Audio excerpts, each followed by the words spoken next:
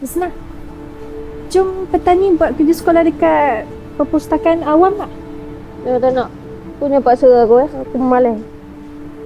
Kau ajak je pun, mana ada paksa kau. Kau ni Aisyah, sukalah buat Husna tu baran. Biarlah dia nak buat apa pun. Mak bapak dia pun tak kisah.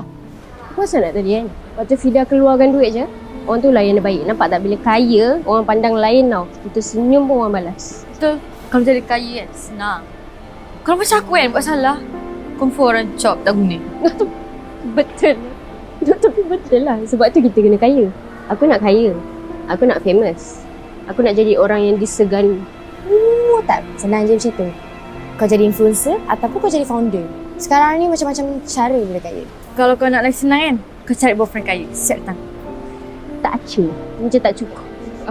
Cukup, bini more. Sebab aku nak bila aku bercakap, orang tunduk.